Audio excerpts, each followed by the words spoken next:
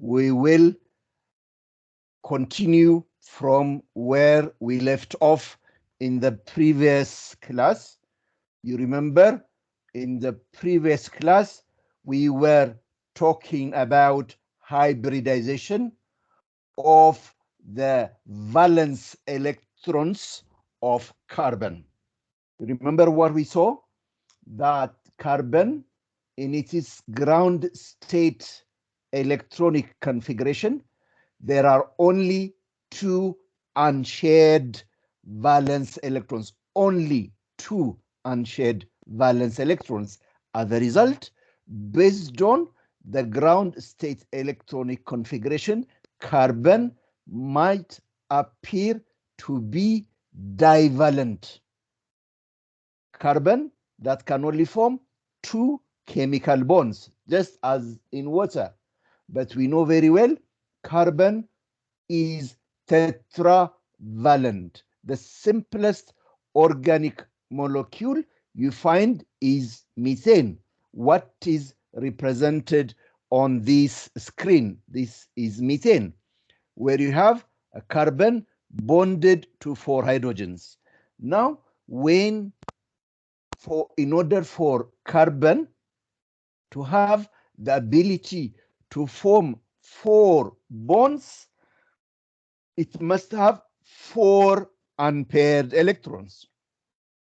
So in order to have 4 unpaired electrons, the 2 electrons, one of the 2 electrons in the 2s2 orbital has to be promoted to the p. Promoting an electron from an s to a p, from a low energy orbital to a high energy will require energy. So in the excited state of carbon, we have 4 unpaired electrons. And then these 4 unpaired electrons are, Sir, yes. I can't see your screen. Why? Don't know. I don't know. The rest of them, are the rest of you seeing my screen? Yes. Yes. So let me, just for her sake, let me just do it again.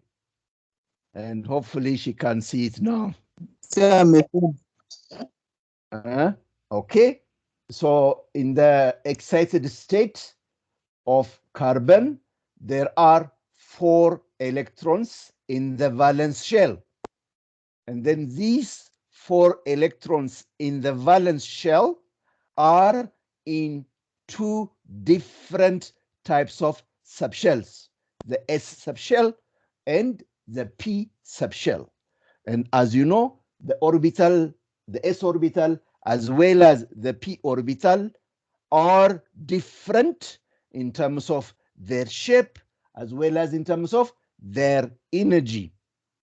If a hydrogen is to form covalent bond with these 4 electrons, the hydrogen carbon bonds are not going to be identical. There will be one type of bond that is formed as a result of orbital overlap of the 1s1 orbital of the hydrogen and the 2s1 orbital of the carbon. One type of chemical bond. And then there will be another 3 sets of chemical bonds that are formed as a result of orbital overlap of the 1s1 of the hydrogen and any of, the 3p orbitals on the carbon, 2 different types of carbon hydrogen bonds. If that was the case, when you conduct experiments to find out what type of carbon hydrogen bonds are in methane, you should expect to see 2 types of carbon hydrogen bonds. They should have 2 different lengths. The bond length should be different. The bond strength should also be different. But what is experimentally found is that all the carbon hydrogen bonds in methane are one and the same. in terms of their strength, in terms of their shape, in terms of their length, etc. The only way that is possible is if we have 4 identical orbitals on the carbon. So this can all be achieved if the 2s1 orbital, one of them, and then the 3p orbitals are hybridized together to generate a new set of orbital. Since we have mixed 1s with 3p orbitals, the new orbital, the new hybrid orbital that will be generated and that is on the carbon is sp3 hybrid orbital. So on the carbon, we'll have 4 sp3 hybrid orbitals. Then these electrons on the carbon, they repel each other because electrons are like charges. Like charges repel. As a result, they will be pointing towards the corner of a tetrahedron. So the shape of an sp3 hybridized carbon is tetrahedral. The carbon will be at the center, and then the 4 hydrogens that are bonded to this carbon will be pointing to the four corners of a tetrahedron.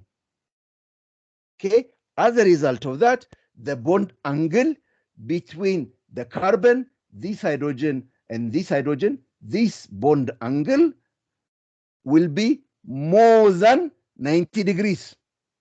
Of course, this bond angle will be 109.5 degrees.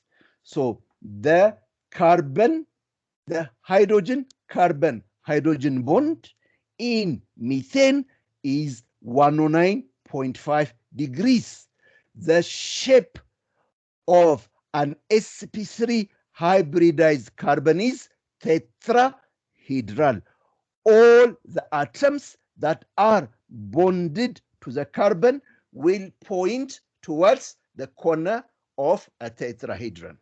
So what I want you to realize is when you look at this, you see that, so let me stop it. You see that the 2 of the hydrogens and the carbon are on the same plane. One of the hydrogen points towards you, the other one points away from you. So this is how the 4 atoms that are bonded to the sp3 hybridized carbon are arranged with a bond angle of 109.5 degrees. This is the shape of an sp3 hybridized carbon. It has got a 3-dimensional shape. Now, the next molecule among the alkanes is ethane, where you have 2 carbons, both of which are sp3 hybridized, coming close to one another to form a covalent bond.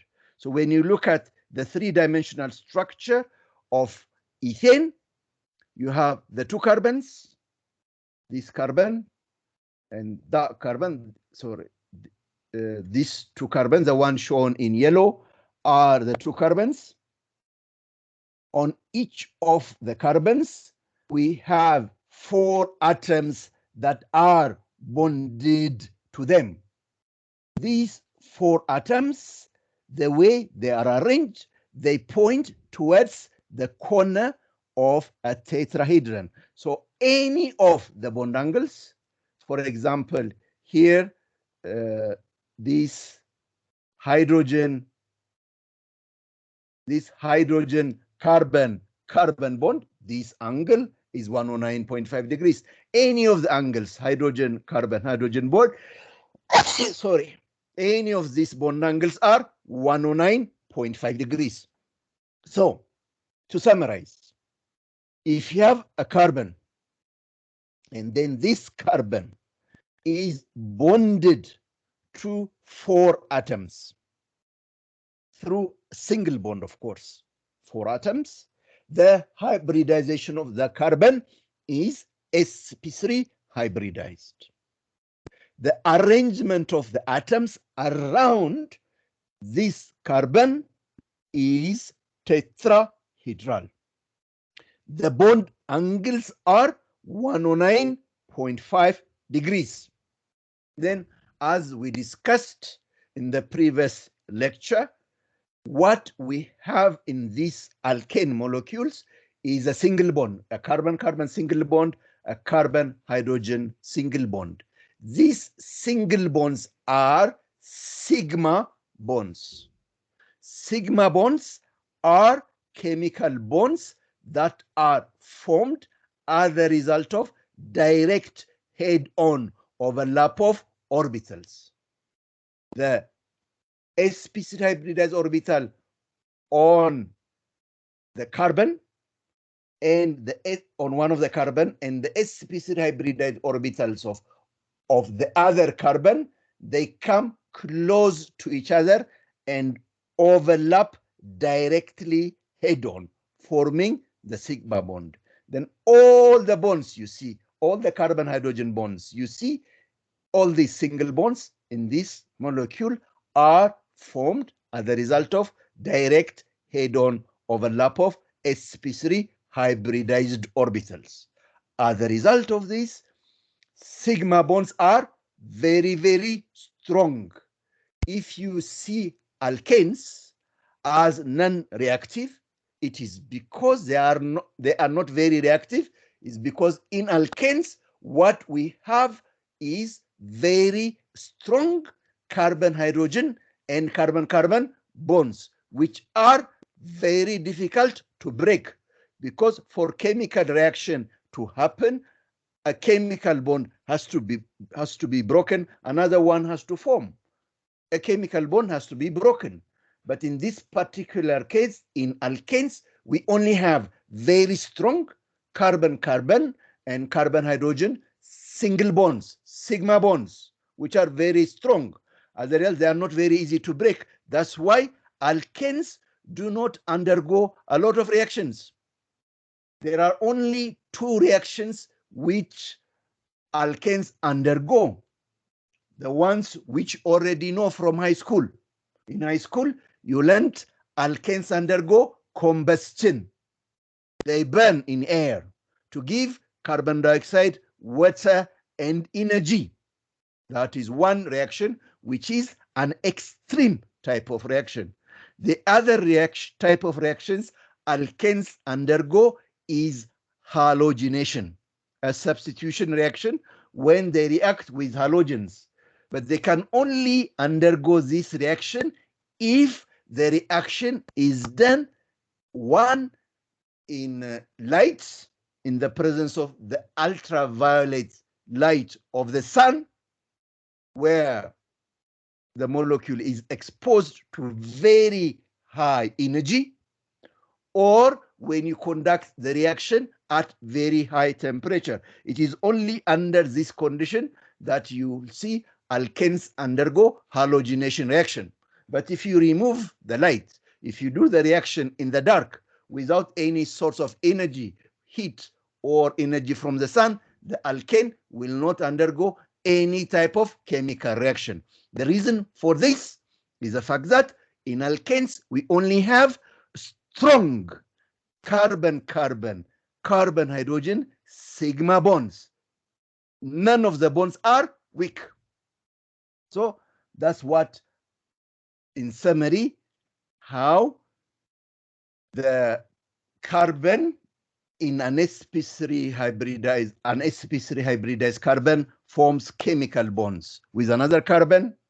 It can form with a chemical bond with 4 carbons, with 2 carbons, with 1 carbon, etc. Okay, all the same. Alkanes will have sp3. The carbons of alkanes will be sp3 hybridized. Their bond angle will be 109.5 degrees. The shape will be tetrahedral. Just remember this. Now, let me stop sharing this and go back to my slide. Vincent, do you have a question? You have raised your hand. Hello?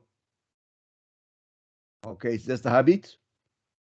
So don't raise your hand unless you have a question. This is like a class. I don't think you'll want to keep raising your hand during the course of the class. Now, I am back to the slides. Can you see my slides? Yes. Yes. So it is ethylene C2H4 sp2 hybridization. Now, please mute back.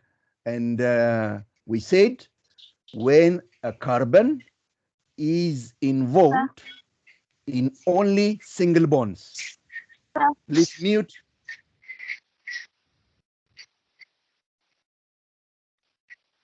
Evans, what is the problem?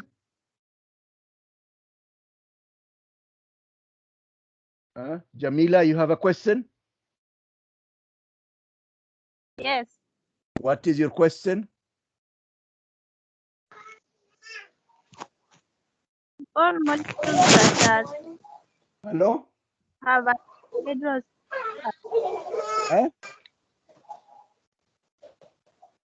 Hello? Do all hello. Yes. I can. Your family members are in the class. That's why I cannot hear you very well.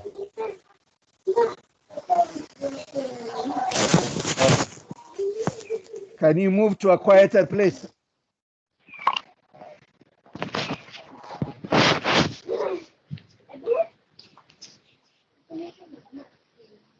Anyway,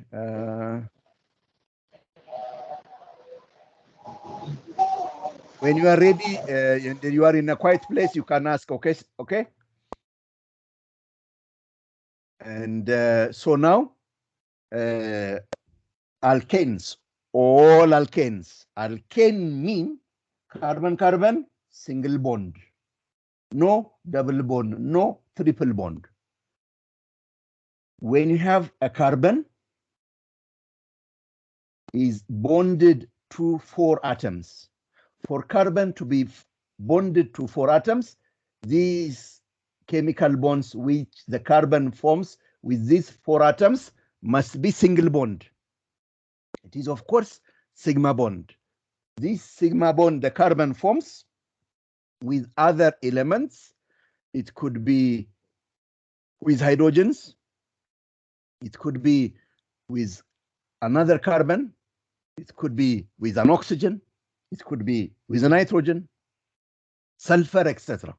So long as the carbon has got only bonded with other elements through a single bond, the hybridization will be sp3 hybridized. The shape of the arrangement of atoms around that particular carbon is tetrahedral. The bond angles will be 109.5 degrees. Now, let us look at the hybridization of alkenes. Carbon-carbon, double bond. Now, what makes the carbon of alkenes, these carbons, different from alkanes is the fact that the carbon is bonded to 3 atoms. In the case of alkanes, the carbon was bonded to 4 atoms. In here, it is only bonded to 3, to these 2 hydrogens, like this is ethene, the simplest alkene. You have this carbon here and this carbon here. Each of the carbons are bonded to 3 elements. This one is bonded to the other carbon of the double bond and to 2 hydrogens, each of them. Such type of molecules, of course, are alkenes, and their hybridization is sp2, not sp3. I will try and explain this. Why not sp3? Why are they sp2? You remember what determines the shape of a molecule is the way the atoms are arranged. And then when you look at the subatomic particles in a nucleus, in an atom, we have protons and neutrons, which have certain masses. And then we have the electrons. The electrons, compared to the protons and the neutrons, they have negligible mass. That's why when you are determining the atomic mass of an element, you only add the number of protons and the number of neutrons. You ignore the number of electrons. Even if you add the masses of these electrons onto the masses of the protons and the neutrons, it will not change significantly. So the electrons do not have masses. As a result, the electrons do not occupy, please mute.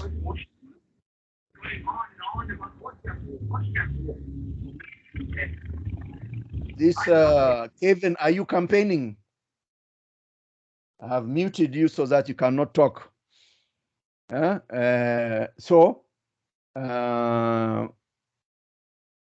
electrons, they do not occupy any space at all. It's just a cloud. As a result, the electrons are not involved in determining the shape of molecules. Okay, so let's look at the hybridization of alkenes. Okay, so if you look at the ground state electron configuration of carbon, as we have discussed, in the valence shell, we have 2 electrons in the 2s2 orbital, and we have 2 unpaired electrons in the 2p.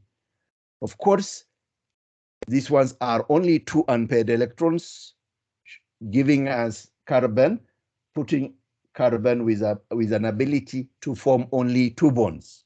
So this one has to be promoted to the ground state, to the excited state. I mean, from the ground to the excited state, one of the electrons of the 2s2 has to be unpaired. Unpairing this electron requires energy. It is not only unpaired, but promoted to a high energy level. Okay, imagine you are living in a certain house somewhere. If you decide to move to another place, it's not an easy process. It requires a lot of energy, a lot of emotions are involved to move from the place where you are comfortable with, where you were brought up. To move to a new place is not easy. So this electron is comfortable in this 2s2. Then you are telling it move.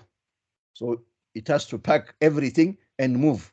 So it is not only moving from where it was, it has to be unpaired, and then it has to go from second floor, it has to move to the 3rd floor of a building, of the same building, for example, which requires a lot of energy. All the same, to move one of these electrons to the P, it requires energy. So a certain energy will be applied to the ground state, about 100 kilocalorie per mole of energy, and then get to the excited state. When it gets to the excited state, you can see we have 4 unhybridized, 4 orbital which are not hybridized, 1, 2, 3, 4 unpaired electrons. Now, in alkenes, we have carbon-carbon double bond and carbon-hydrogen single bonds, 3 of them. And the carbon is bonded to 3 atoms which are identical. So as a result, one of the s orbital and 2 of these will hybridize, and then one of the orbital will remain the way it is unhybridized. Now, I want you to see this. We only need 3 electrons to form the sigma bond, to form the single bond between the carbon and the 3 element to which it is bonded to. In this case, in this alkene, ethene, we only need 3 electrons for this carbon to form a sigma bond with this hydrogen, the other hydrogen, and the other carbon. Only 3 electrons. So we only need 3 hybridized electrons. These 3 hybridized electrons are formed by hybridizing the s orbital with 2 of the p orbitals. So we need 3 unpaired electrons, and then those ones will come as a result of hybridizing 1 of the s and 2 of the p. 1 of the p, the electrons in the p orbital, will remain the way it is unhybridized. So on the carbon of an alkene will have 4 electrons. Of these 4 electrons, 3 of them are sp2 hybridized, but 1 of them is a normal p orbital, an orbital that looks like a number 8. So we'll have 4 electrons on the carbon, 3 of them will be sp2 hybridized. 1 of them will be unhybridized. Okay? Excuse me, sir, I'm not seeing the screen. Why? I don't know why. I don't know why you cannot see. How about now? Yeah, you go, sir. Okay, mute. Okay? So the hybridization of alkenes, the hybridization of the carbon of alkenes is sp2 hybridized. So on the carbon, we have 4 electrons. From these 4 electrons, 1 of them is not hybridized. It is a normal p orbital, number 8. The other 3 electrons are sp2 hybridized. Okay, so this remains unhybridized while these ones are hybridized. Now, when you have 3 electrons on an atom, 3 sp2 hybridized orbitals on the carbon, these 3 sp2 hybridized orbitals, they have to be as far away from each other. So now we have the carbon. On the carbon, we have 3 sp2 hybridized orbitals.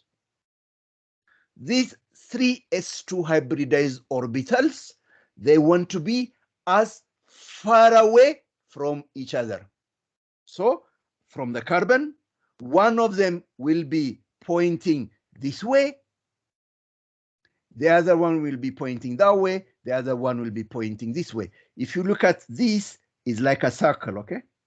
So the bond angle by which the 3 sp2 hybrid orbitals are going to be separated from each other will be 120 degrees. So the bond angle of an sp2 hybridized carbon is 120 degrees. The 3 hybridized orbital, so imagine you have 3 pens, okay? You have 3 pens. And then you put those 3 pens on the table where you are, okay?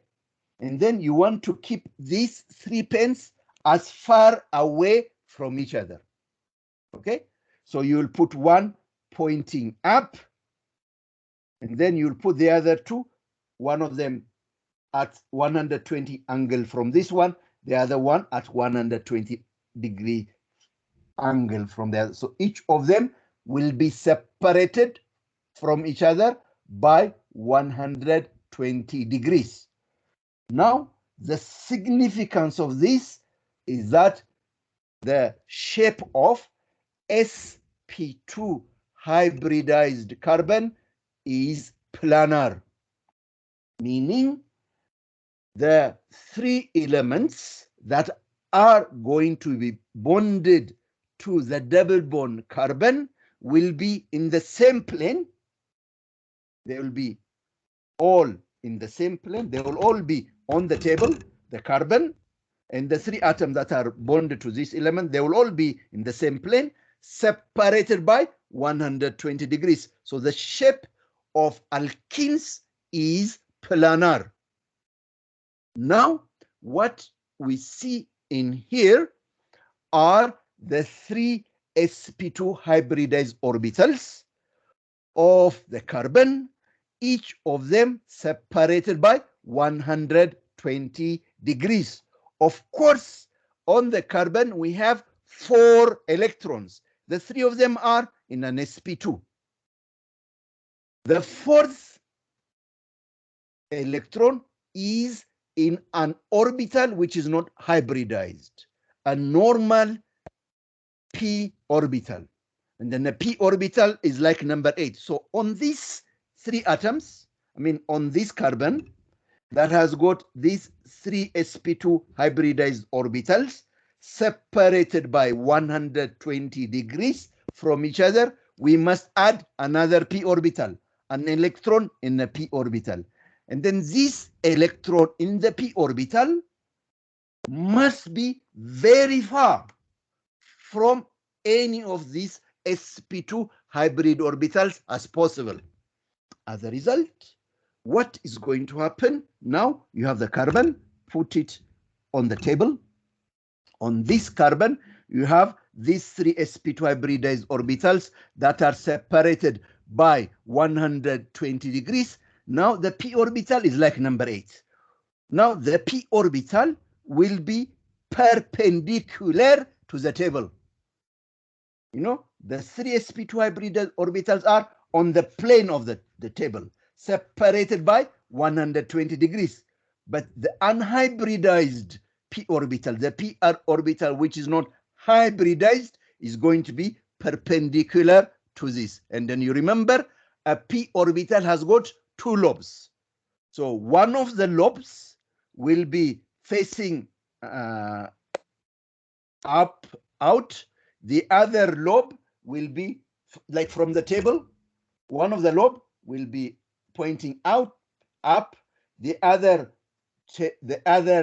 lobe of the orbital will be on the other side of the table. So on the front side of the table, you have one of the lobe of the lobe of the p orbital. On the other side of the table, you'll have the other lobe. So the p orbital will be sitting like that. I know it's very difficult for me to put this thing in 3 dimensions, but I want you to understand that these three sp2 hybridized orbitals, they are all in the same plane, okay, on the plane of the table. And then you have this p orbital, the pz orbital, perpendicular to the table, okay? Since the p has got 2 lobes, one of them will be above, the other one will be below. Is this clear? Hello? Yes. Hello? Yes, Yeah, yes. it is clear. Okay, good. Thank you so much. Now you remember, in an alkene, we have a carbon-carbon double bond. This is one of the carbon, which is sp2 hybridized. The other carbon that's going to form a bond with this one is also sp2 hybridized. Just hold to one sp2 hybridized orbital and another sp2 hybridized orbital. Hold them on your hand. Okay? And then bring these 2 sp2 hybridized carbons close to one another. Bring them close.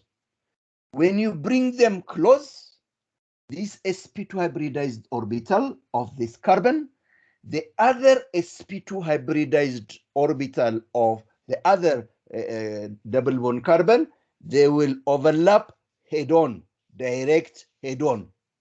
when they overlap direct head-on, they will be forming what kind of a bond?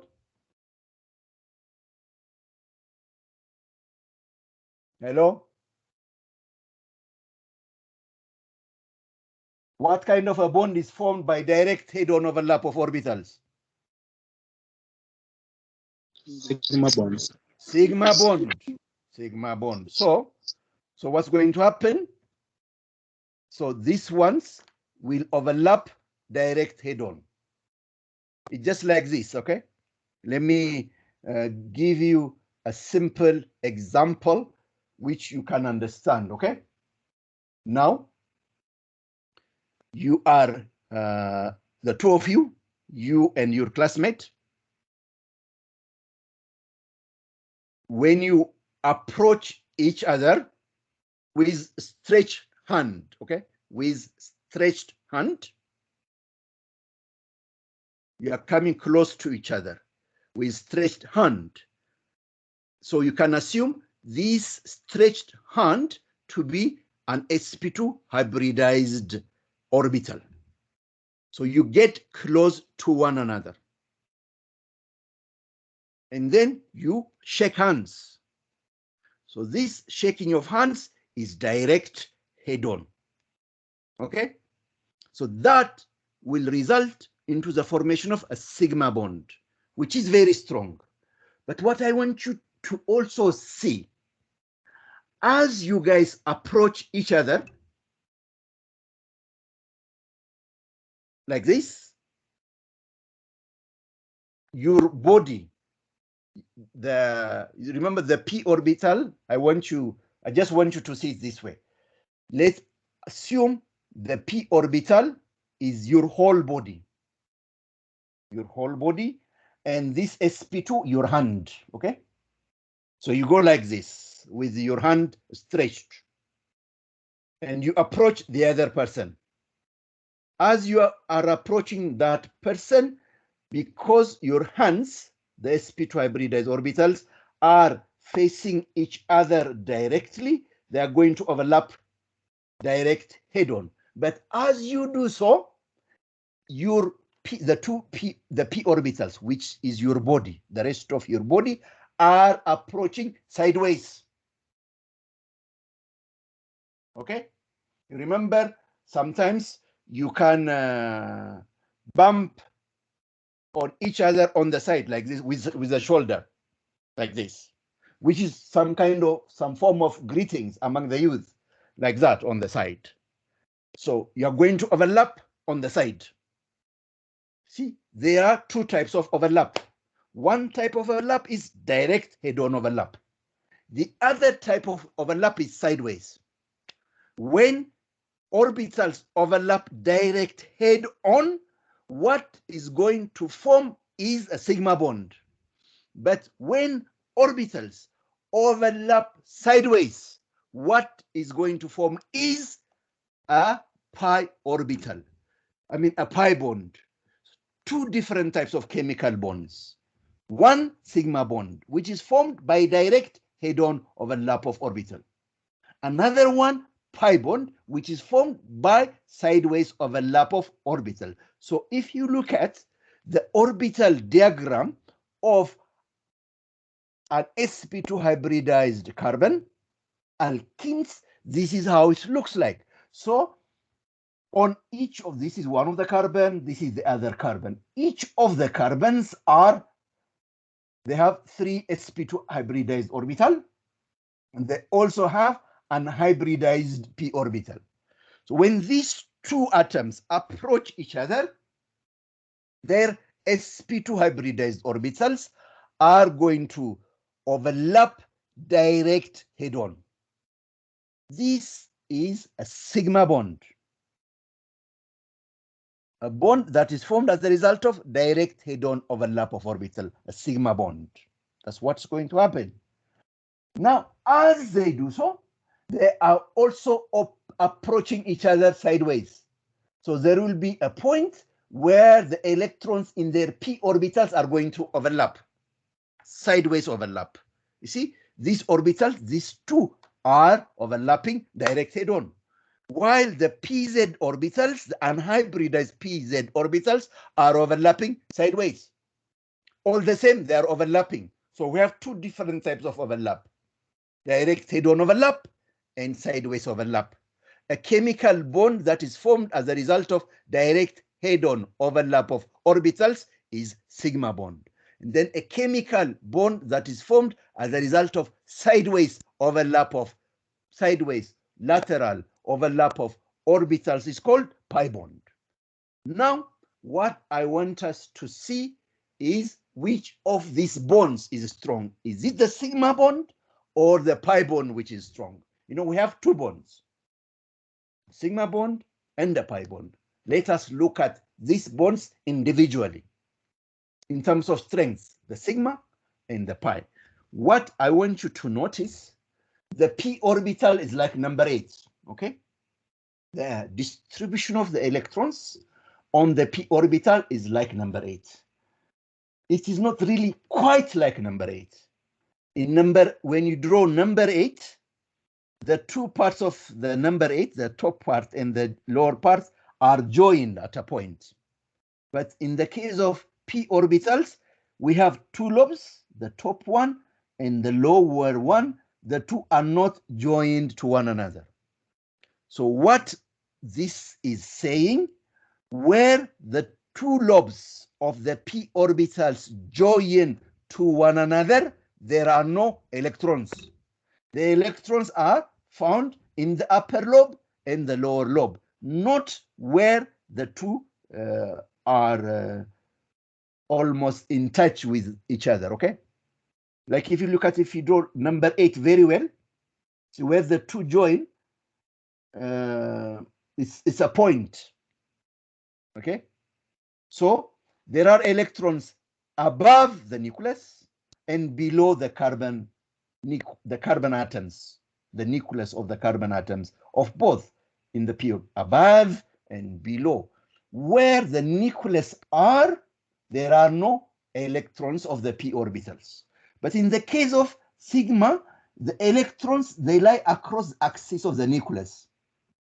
So the nucleus of both atoms strongly hold on to the electrons of the sigma bond. That's why they are really strongly held, tightly held. It's a very strong bond. But in the case of the pi bond, across the nuclear axis, there are no electrons. The electrons are found above or below the nuclear axis.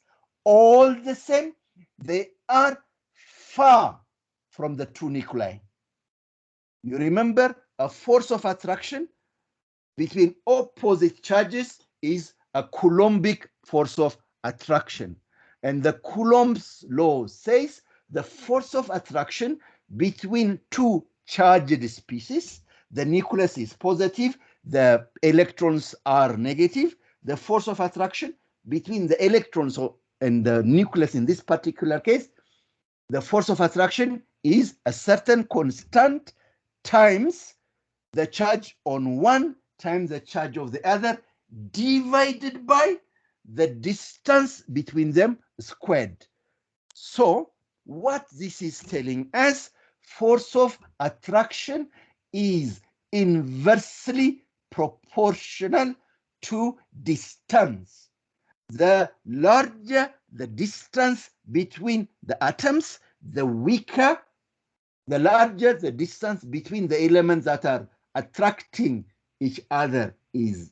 The larger the distance, the weaker will be the force of attraction. So what this is telling us, the force of attraction between the nucleus and the electrons of the pi bond is weak compared to the force of attraction the nucleus has to the sigma bonds.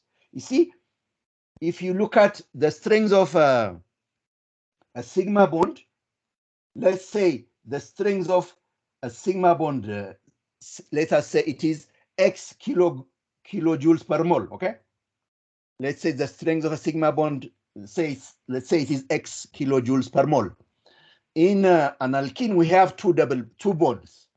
If each of these bonds are equal in terms of strength, the strength of a carbon-carbon double bond should be 2x kilojoules per mole. If the strength of the pi bond as well as the sigma bond are the same. So you will add the strength of the sigma bond plus the strength of the pi bond to give the total strength of the carbon-carbon double bond to be 2x. However, the strength of the bond between double bonds is less than twice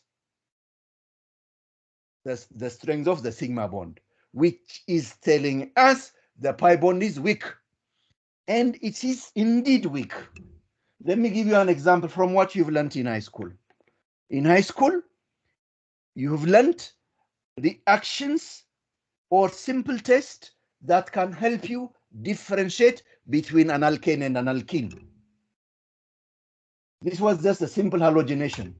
You take a compound, one of them is an alkane, another one an alkene. You don't know which is which. To distinguish which is which, you conduct a reaction in the dark. Just simple halogenation, bromination. So you do the reaction in the dark, and then you add bromine. The alkane will not react, but the alkene will react because you will see the bromine color being decolorized. So the alkene is reacting. The reason why the alkene is reacting is because the double bonds, the pi bonds, are involved in the reaction to form a substitution product where the bromine atoms are attached to the two carbons, resulting all the same in the breakage of the pi bond. So the pi bond breaks because it is a weak bond. And then the reaction will stop after the two halogens are attached to the two carbons.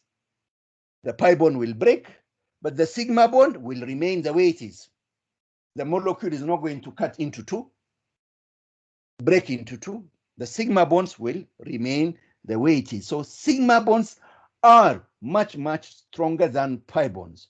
So alkenes, as you will learn if you continue with chemistry, as you will learn, are very highly reactive.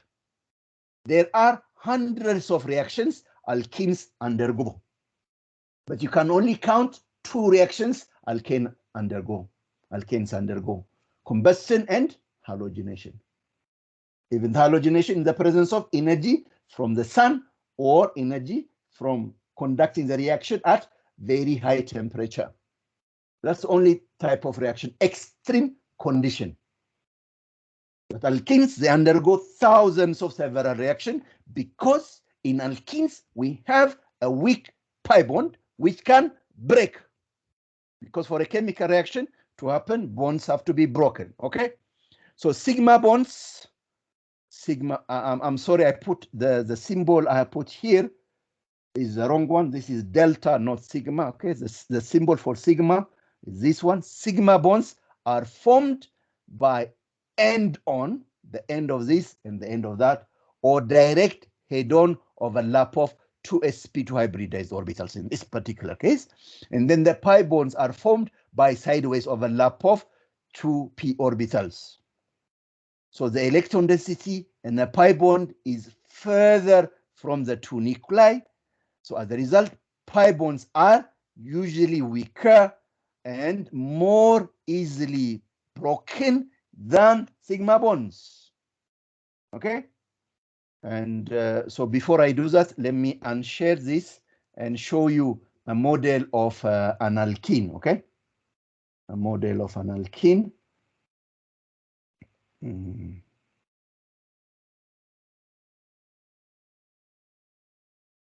So this was, I hope you can see this model.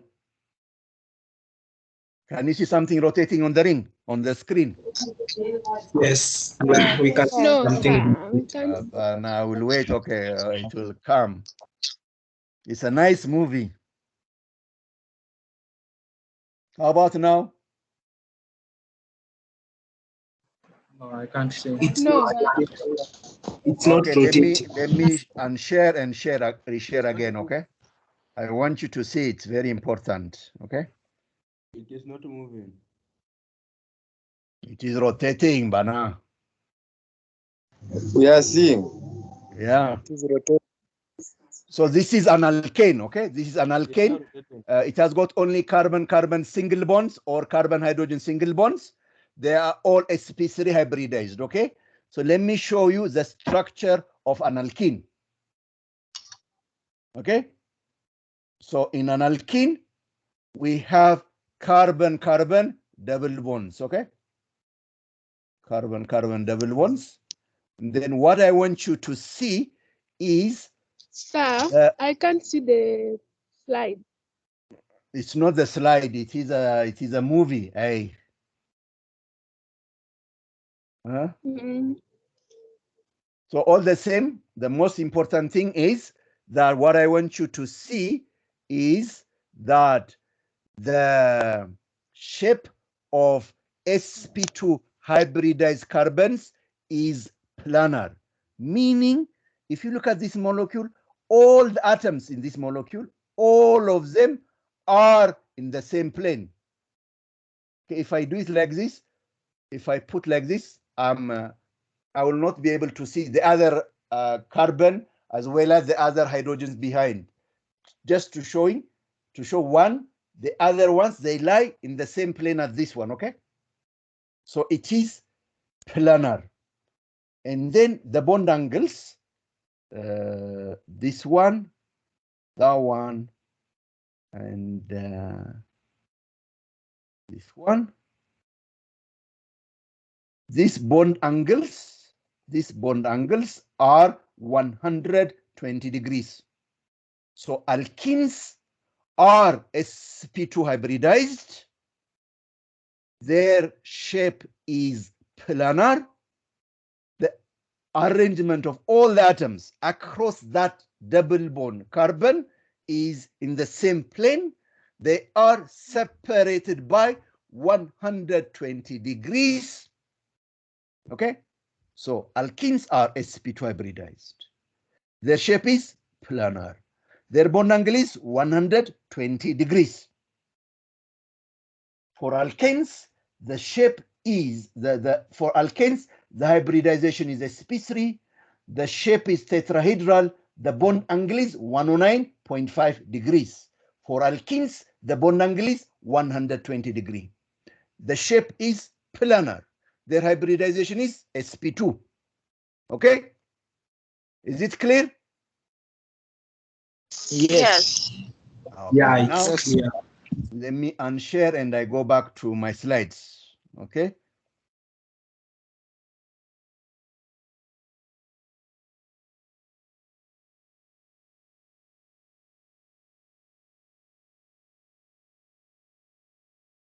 Now. What is the significance of this?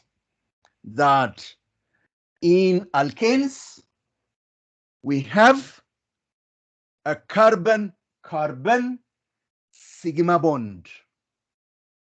Just one bond joins the two carbons of an alkane. But in an alkene, the two carbons are joined to one another through two bonds. One of them, sigma bond, the other one being a pi bond. The significance of this is in alkanes, we have freedom of rotation. Freedom of rotation across the carbon-carbon single bond. Okay? Let me just give you a crazy scenario.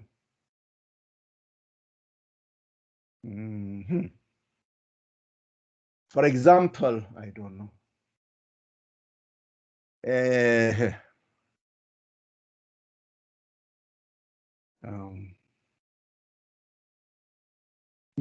For example, you can you have one point of contact with another person by just one of the by your hand, okay?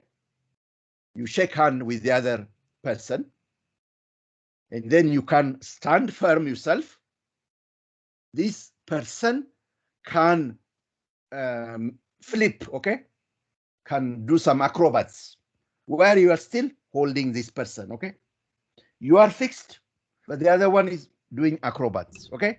Now, let's have a situation where the two of you are joined to one another. You are holding each other with both hands. In the first case, you are just holding to one another through one hand. You have one point of contact between each other. So it is possible you can hold the other person, and then the other person, while you are still holding him or her, can flip, okay? Can even make a 360 if they are very good in acrobats. But let's have another scenario. You are joined to each other, or you are joined to each other with both hands. Is it possible for the other person to flip when we are joined with one another with both hands? Huh? No. It is not possible. So what this is telling us, when there is one point of contact, one of them can remain fixed the way it is, the other one can rotate. So that's what alkanes are. The other carbon, in relation to this one, it can just rotate. So what this is saying, suppose we have this alkane, you have sigma bond between the two carbons. And then on this carbon, we have 3 hydrogens. For argument's sake, let's label these hydrogens A, B, and C, okay? HA, HB, and HC, 3 hydrogens. And then we do the same on the other side, HA, HB, and HC. Because of the freedom of rotation, this one can rotate. You can have, now, in this particular case, HA and HA were facing each other, like this. But in this case, what you see is HA is the one that is, HC is the one that is facing HA because of freedom of rotation. So there is freedom of rotation. So this one will rotate and rotate.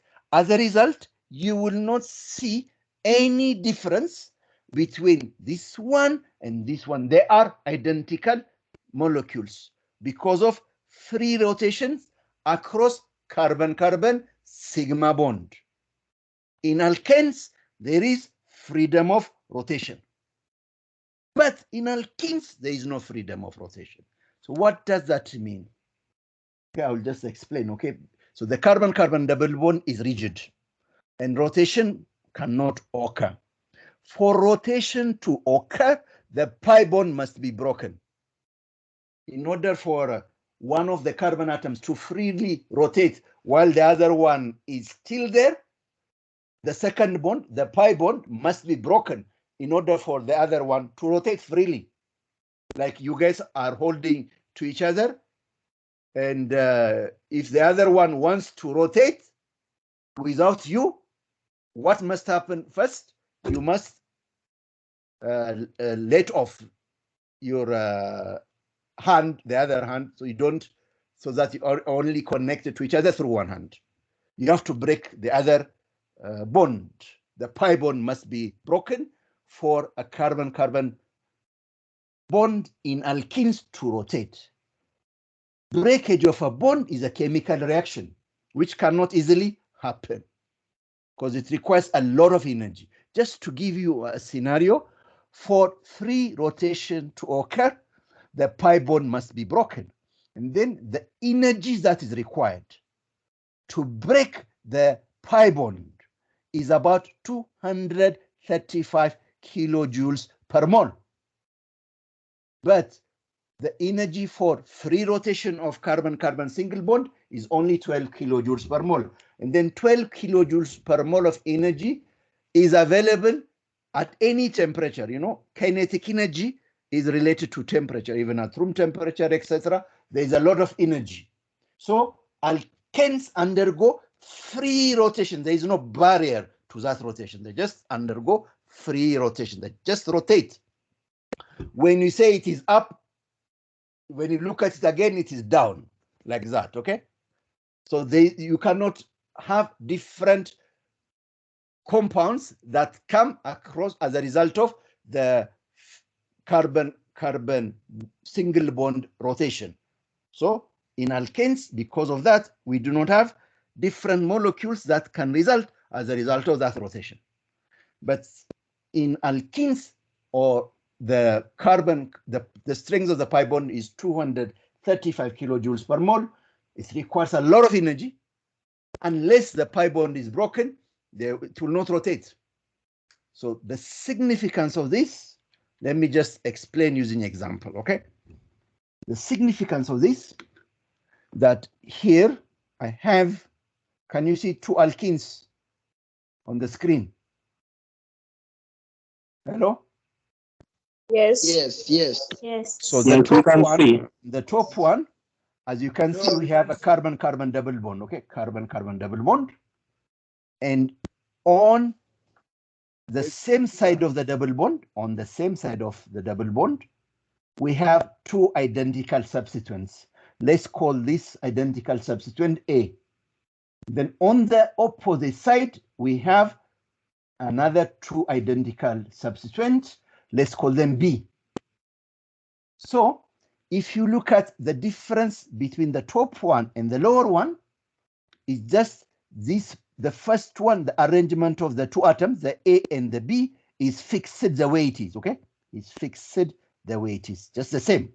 But what is done, the position of B and A is swapped. You can only achieve this if you rotate the carbon-carbon, if you rotate the bond so that the B goes up, the A comes down.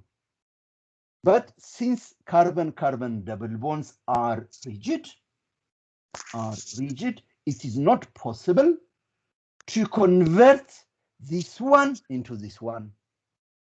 So this molecule, the top one, and the lower molecule are different molecules. Okay? Different molecules. If you were to name these molecules based on what you have learned in high school, you will give them the same name. Because suppose these A's were hydrogen, and then the B's were chlorine. Okay? You will say 1,2-dichloroethene. This will be 1,2-dichloroethene. This will also be 1,2-dichloroethene.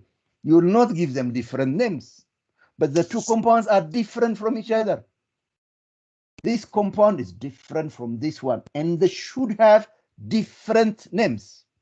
So what we are going to use in naming such type of molecules is in the way the atoms are arranged across the carbon-carbon double bond, okay? So suppose you put a line, okay? Just put a line across the carbon-carbon double bond, and then you see what is above the line and what is below the line. In the first case, what you'll see on both sides of the line are identical elements. The same element on both sides. But when you do the same to this one, what you see on the same side are different elements. So such type of arrangement, the first one, where you have the two identical elements on the same side of the double bond, that arrangement is called cis.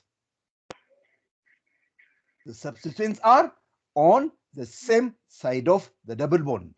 In this particular case, the substituents are on opposite side of the double bond. As a result, this one is called trans. This one is a trans alkene, while this one is a cis alkene. Therefore, if we were to name this compound, then assuming that the two A's are hydrogen and the two B's are chlorine, the first one you name it as cis 1,2-dichloroethene. The lower one you will name it as trans 1,2-dichloroethene. And as we will study later, these two compounds are different from each other. They will have different boiling points.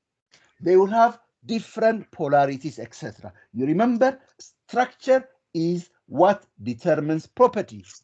And these two molecules have different structure. The arrangement of the atoms in space is different. They are isomers of each other because their molecular formula is the same, C2A2B2.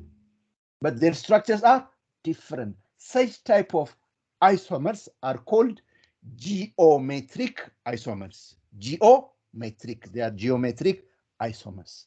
And this geometric isomerism result as a result of the different arrangement of atoms across a carbon-carbon double bond. All the same, we have cis and trans. Is it okay? So, based on that, what do you think is the name of this molecule? Is it cis or trans? Cis. Cis. Cis. Cis. It is cis. How about this one? Trans. Trans. Good. Okay. Yes. Did you learn something new today? Yes. Yes. Yes. Now, let's just as we consolidate what we have just studied, let's just compare sigma and pi bonds, okay? In terms of overlap, in terms of the electron cloud, in terms of also bond strengths, okay? The orbital overlap in the case of sigma bonds is head-on or axial, okay? The axis head-on, okay? Direct head-on overlap. But in the case of pi bonds, the overlap is parallel, lateral, or sideways, okay? You see the difference? Sigma bond is direct head-on, axial. But pi bonds, the orbitals, the way they overlap with each other is parallel. They are parallel to each other. They overlap sideways, is a lateral overlap. In terms of the electrons, where they are found in relation to the nucleus, the electron cloud, in sigma bond, you find the electrons of the sigma bond lying across the axis that join the two nucleus along the internuclear axis. That's why the nucleus attracts and holds on to these electrons very strongly because they are closer to it. But in the case of the pi bond, the way the atoms, the electrons of the pi bond are arranged in relation to the nucleus, they are perpendicular. So we have the axis that joins the two nucleus of the carbon, for example, that axis. And then the p orbitals, these unhybridized p orbitals that result in the formation of a pi bond, they are perpendicular to it. Then as a result, of course, this reflects on the strength of the bond. The sigma bond is very strong while the pi bond is very weak. In any type of chemical reaction, if there is a pi bond, that's going to be the first thing that will be broken. Okay? That's all. Is it clear? Yes, it's okay. Yes. Now, let's look at the third type of hybridization carbon undergo. You remember we talked about alkanes, where you have the carbon forming only single bonds. Then we talked about alkenes, where the carbon has formed a double bond. Now we are looking at alkynes, where the carbon has formed a triple bond. Carbon-carbon, triple bond. Now, let's reflect so that you can understand why the hybridization of alkynes is sp. Remember, in the case of alkanes, the carbon has formed 4 single bonds. 4 single bonds. So all the 4 electrons must be hybridized. These 4 electrons are overlapping with another atom. defining the shape of the molecule, sp3 hybridized. In the case of alkenes, the carbon is bonded to 3 atoms. Okay? To 3 atoms. And then this chemical bond the carbon forms with the 3 atoms define its shape. Let me take you back so that you can understand. Let me take you back to the pi bond, okay, to this one. You see why, the reason why this is planar, and then we are not worried about the pi, the electrons of the pi bond in defining the shape of the molecule, because what we have is this carbon in front of another carbon between the 2 nuclei. There's the mass of the element, all the mass of the element is in the nucleus. You have a chemical bond between this nucleus and this nucleus between 2 massive atoms, okay? So of course it will be rigid. So this will be a region where you have a lot of atoms in terms of their mass. And then the same here, the same here. So these 3 define the shape, but the electron cloud like this, pi, the electron is just a cloud. And the electrons, they do not have any significant mass. So it's a lot of nothing. In fact, if you consider ourselves, because we are made up of atoms, and then in an atom, we have the proton and the neutrons in the nucleus, and then we have the electrons around the nucleus. So the electrons, the nucleus is where everything is concentrated. It's a small thing where all the mass of the atom is concentrated.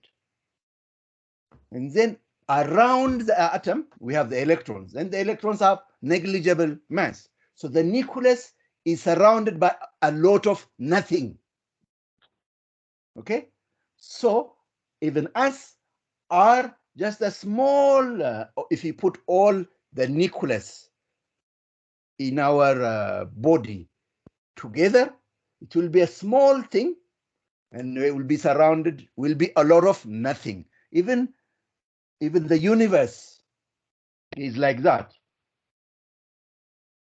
Everything is concentrated at the nucleus and a lot of nothing, because the electrons, they do not have any mass, I mean considerable mass. So these electrons do not define the shape of a molecule. Just how can nothing define a shape of a molecule? What determines the shape is a rigid thing, okay? A rigid thing that has got a mass. But nothing cannot define the shape. So sp2 hybridized atoms are planar. All we need to worry is we have to arrange these 3 sp2 hybridized orbitals away from each other. We want them to be away, as far away from each other possible. So the easiest possibility is for the carbon to be in the middle, and then the 3 orbitals to be separated from each other by 120 degrees. Everything the same plane, separated by 120 degrees. That's what defines the shape of molecules.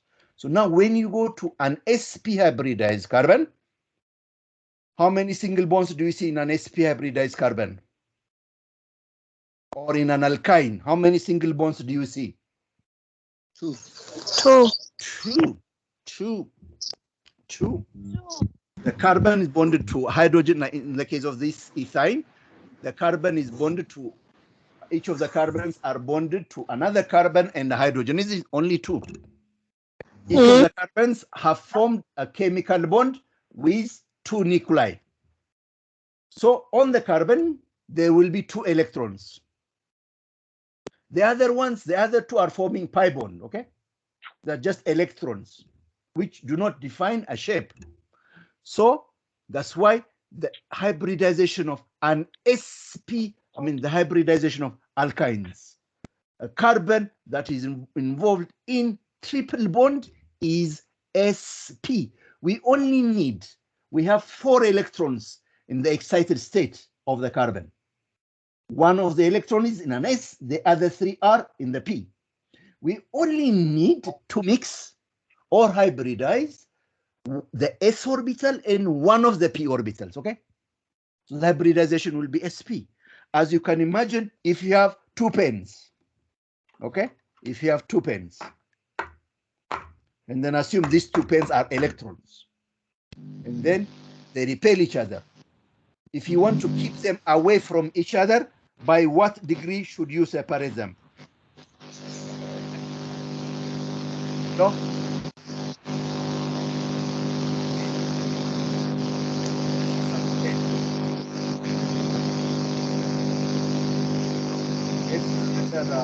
Compute by 180 degrees. So the two things will be separated by 180 degrees, okay? So the shape of sp3 hybridized carbon is linear. Linear. The bond angle is 180 degrees. Please mute. No.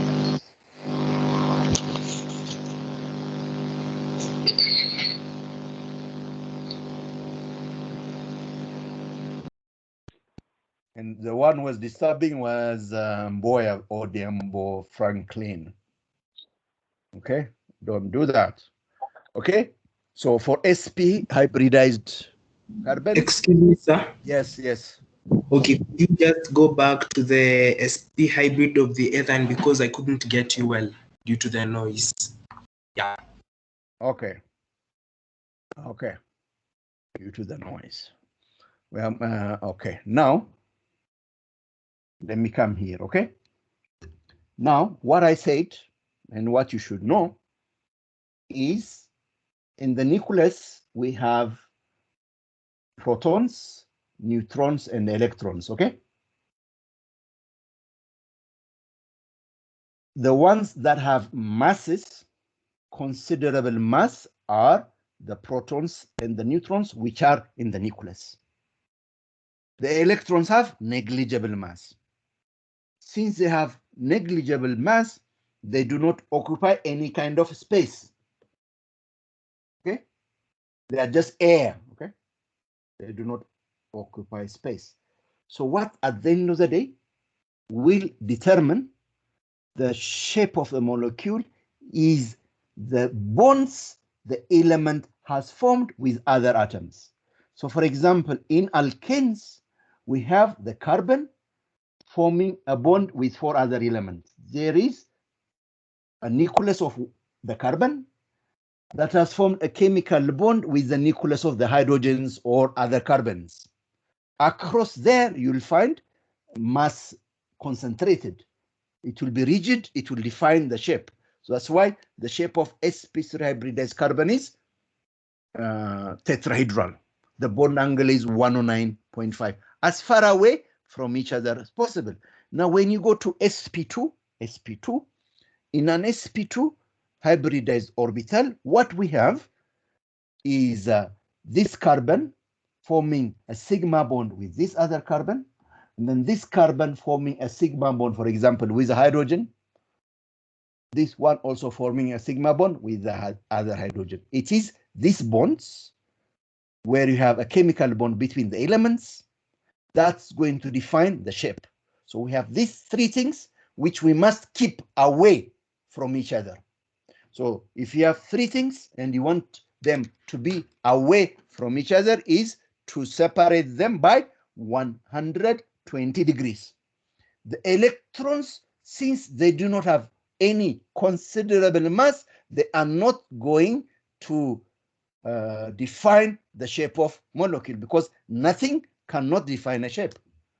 You just see nothing. This one, okay? This the P where you have the pi bond, because these are just electrons. Their weight is small, and the electrons that occupy this small thing occupies a lot of space.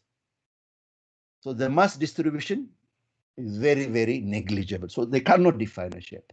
So what defines the shape of a molecule is the sigma bonds an element forms with others. So in the case of the alkyne,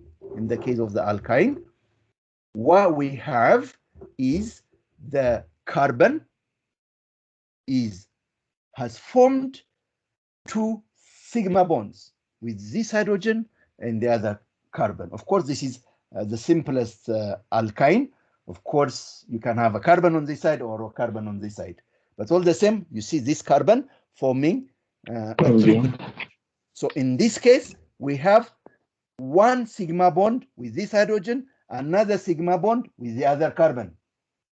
It is the sigma bonds that are going to define the shape of the molecule. The pi bonds, the two, so we have this bond is a pi bond.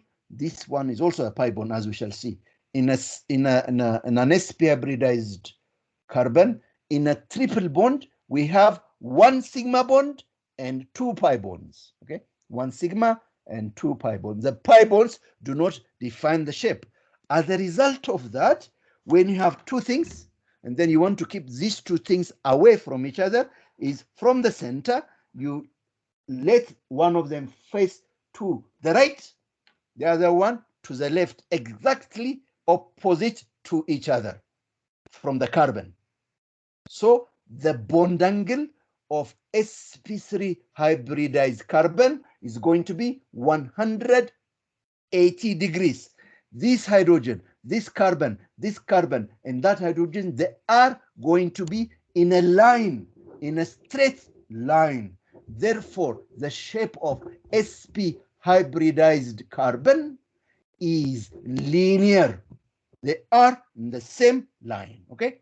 That's what I said, and I hope you have understood. So if you look at sp, so this is a case, this is the excited state, we only hybridize this and that. We get sp, this, the py and the pz will remain the way they are, unhybridized p orbital. So on the carbon, we'll have two sp hybrid orbital, one of them facing this way, the other one facing that way.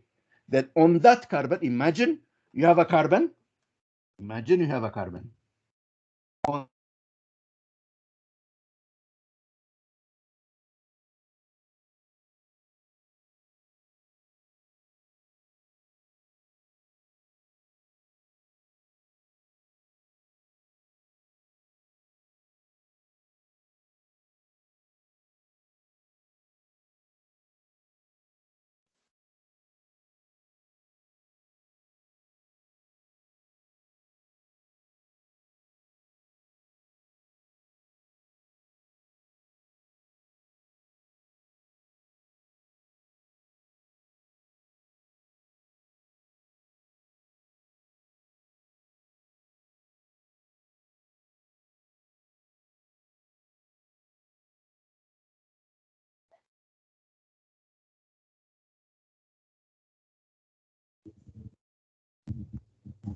Excuse me, sir. I can't hear you.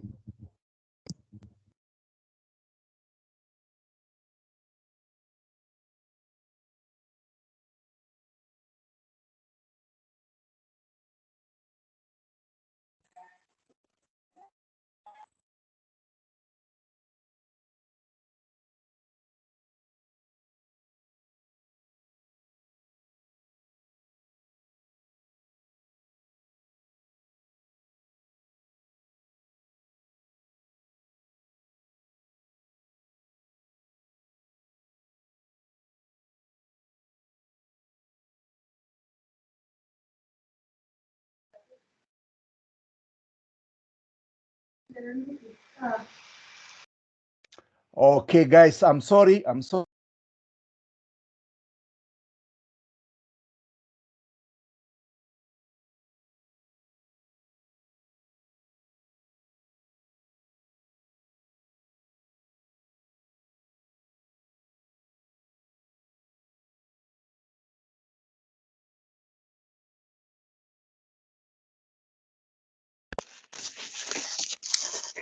Hello? I'm sorry for going off. Just because there was a blackout. I'm back, okay? Back. Let's continue. So, on each of the carbons, we have sp2, sp hybridized carbon. One of them facing to the right, the other one facing to the left. Now, these are just two of the electrons that are sp hybridized. But on the carbon, we have 4 electrons, and then the other 2 electrons are not hybridized. They are ordinary p orbitals. Okay? So you can imagine we have on the carbon on the carbon on the table. On the left, we have one sp hybridized orbital. On the right, we have another.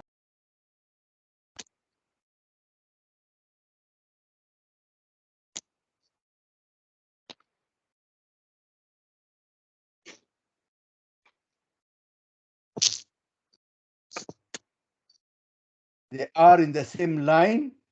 They are in the same line, separated by 180 degrees. Okay. Now we have 2 unhybridized p orbitals. Okay. This unhybridized p orbital. Mutai, you have something to say? Mutai. Then you have to mute. On we have these 2 unhybridized p orbitals. Then these unhybridized p orbitals, the 2 of them, they are on the carbon. So one of them, for example, if the carbon and the 2 sp hybridized orbitals are on the x-axis, one of the orbital will be across the y-axis, the other one will be across the z-axis, perpendicular to each other. The reason why this must happen is because they must be as far away from each other as possible. Okay, so we have, please mute, who is this disturbing?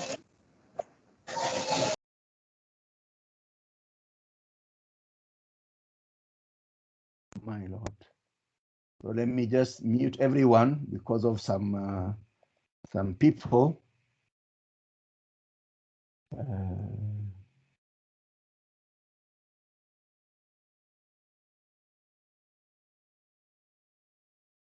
Okay, I have muted all of you. So, so on each of the carbons, so we have one sp orbital on this side, another one. Then we have this one. We also have that one.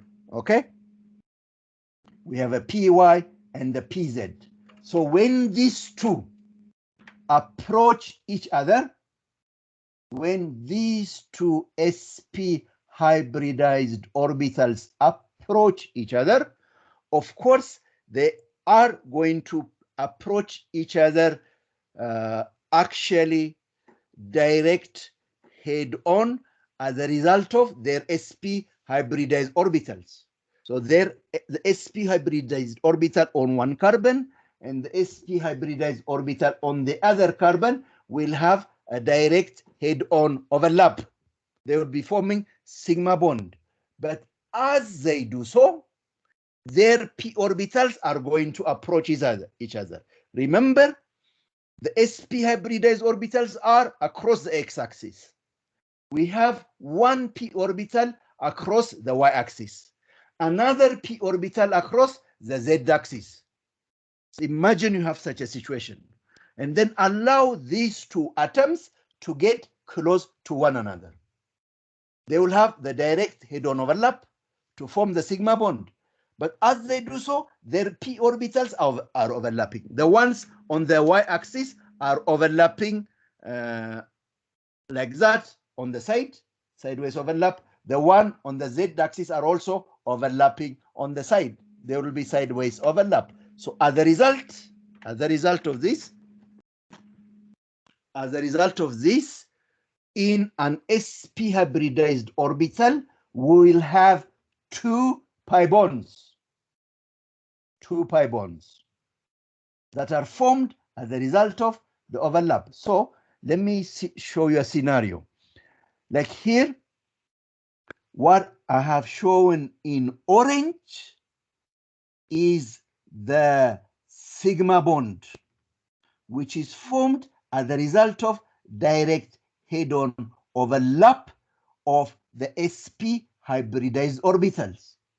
But we have two p orbitals on each of the carbons, which are going to approach each other sideways, which are going to overlap sideways. So as a result of the sideways overlap of the unhybridized p orbital, the p orbital which are not hybridized, there is going to be this pi bond, the one I have shown in blue and the one that I have shown in purple. All the same, in alkynes, we have two pi bonds.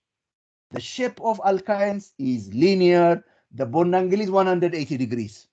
Okay, so let me see if I can show you with the model how an sp hybridized carbon looks like. Okay, let me come here, and so this is how an sp hybridized carbon looks like. Okay, so you see the triple bond, you see some 3 lines. Okay, the 3 lines are the triple bond, and then all the same, you see all of them, they lie in the same line. So that's why the shape of sp hybridized carbons is linear. Everything is in the same line. Okay, so they are sp hybridized with a bond angle of 180 degrees, all of them being in the same line. So the shape of sp hybridized orbital is linear. Their hybridization is sp, their bond angle is 180 degrees. Is this hybridization complicated? At least you should know that the hybridization of alkenes, or when a carbon forms 4 single bonds, it is sp3. The bond angle is 109.5. The shape is tetrahedral. When a carbon forms double bond, the hybridization is sp2. The bond angle is 120 degrees. The shape is planar. When carbon forms triple bond, the hybridization is sp. The bond angle is 180 degrees. The shape is linear. Okay? Is it clear? Yes. Not very complex. Okay, so you have an assignment. The last assignment, I think, is on identifying. On the one you are going to submit on Friday, the last one was to identify the hybridization, the bond angle, etc.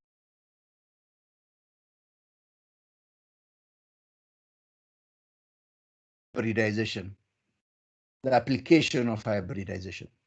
One of the things you should realize, when you have an sp3 hybridized orbital, in an sp3 hybridized orbital, the percentage S character is only 25%. An sp3 hybridized orbital looks like an S. I mean, the way it looks like 25% an S, 3/4 or 75% like a P. It has got 25% S character. In an sp2, the percentage S character is 33.3%, a third. In an sp, the percentage S character is 50%. Is this one clear? Hello? Yes. Yes. Yes. Simple mathematics. In an Yes. sp3, we have 1 S and 3 Ps. So the S is only a quarter, 25%. In an sp2, we have 1 S and 2 Ps that have mixed to give us this sp2. We have taken 1 part S and 2 part P. So the percentage S character is 33.3, a third. In an sp, we have mixed an S with a P, equal amount of S and P. So the percentage S character of an SP is 50%. Now, what is the effect of this percent character on the shape of the molecule? As percentage S character increases, as the percentage S character increases, the size of the hybrid orbital decreases in terms of the size of the orbital, okay? You remember an S is a sphere and a small circle, okay? And then a P is like number 8, a long number 8 like this, okay? So what will make an orbital small is the percentage of the S. The S is small. When the S is small, since the S orbital is small compared to the P, an orbital that has got more S character will be smaller. See, this has got implication in terms of bond length. Okay.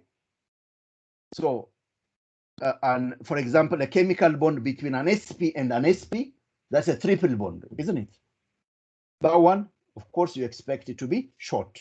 So, as a percentage S character increases, the size of the hybrid orbital decreases. Therefore, the order of the size of the hybrid orbital is sp3 is greater than sp2, which is greater than sp. In terms of electronegativity, which we are going to discuss, which you have also discussed with Dr. Madadi, is you can have a carbon, for example, and then this carbon, the same element, it can be in different hybridization states. It can be an sp, it can be an sp2, it can be an sp3.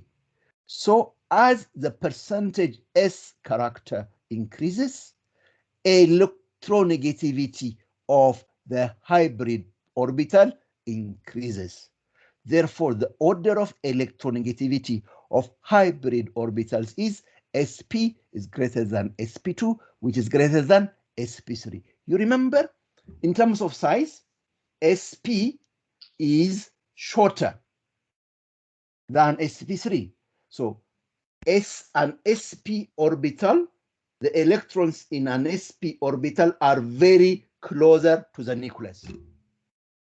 Okay, so such kind of an atom can attract the electrons of the bond towards itself strongly.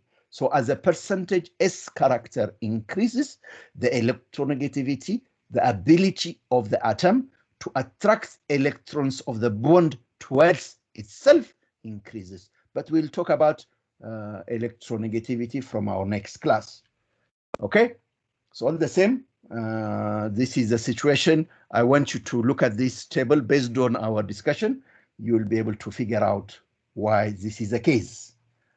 So let us just have a small practice, okay? Similar questions to the one which you have in your assignment, okay? So let us now, if you want, you can unmute. Let there be chaos, no problem, okay? Now, help me identify the hybridization of this carbon. What is the hybridization of that carbon? sp3. sp3. How about the hybridization of this carbon? sp3. sp3. On three bonds carbon, three bonds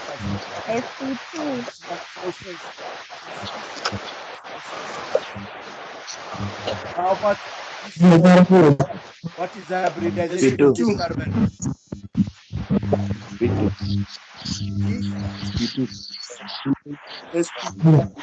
How about this one? sp. Is it very complicated?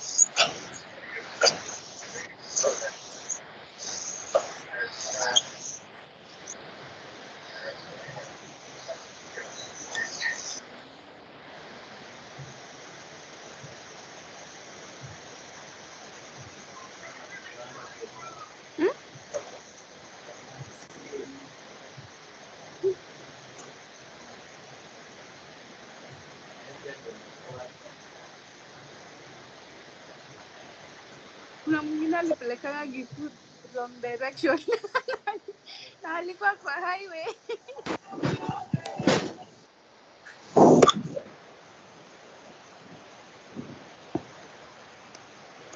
Klasi imeisha ama?